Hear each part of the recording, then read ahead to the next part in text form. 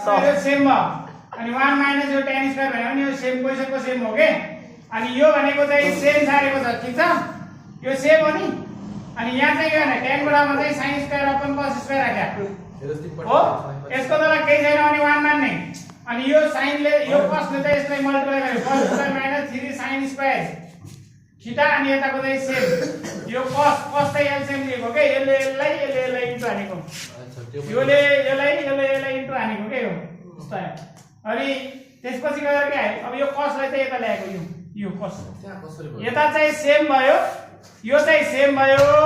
यो cos चाहिँ यता ल्याएको के इन्टुमा भयो त जता पनि लाउन पाइन्छ यसलाई यता ल्याएको अनि यो भने चाहिँ सेम अनि यो माइनसको -3 भयो अनि 3 को ठाउँमा चाहिँ 3 नै भयो अनि यो sin स्क्वायर भनेको हामीलाई थाहा छ नि 1 माइनस s के रे 1 माइनस यो cos स्क्वायर थीटा भनेको चाहिँ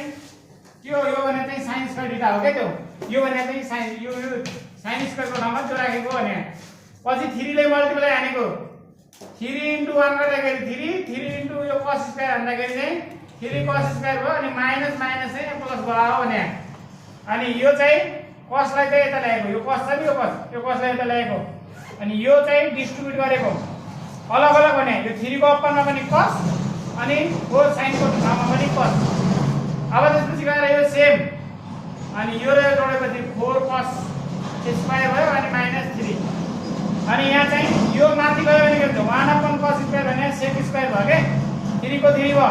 अनि माइनस को माइनस यो भनेको चाहिँ ट्याक्कै tan square theta sin by cos भनेको sin square upon cos square भनेको चाहिँ सिधै tan स्क्वायर थीटा भयो के अब यहाँबाट के गर्दिने उताको त हामीलाई मिलिहाल्यो उता चाहिने चीज चाहिँ हामीलाई मिलिसक्यो यहाँ अब यसलाई मात्रै हेर्ने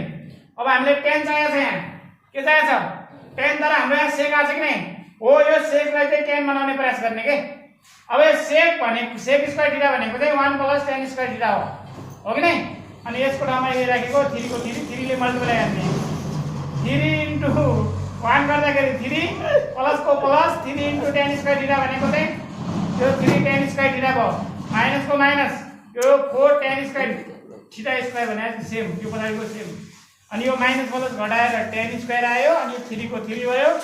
अनि उताको सेम यति हो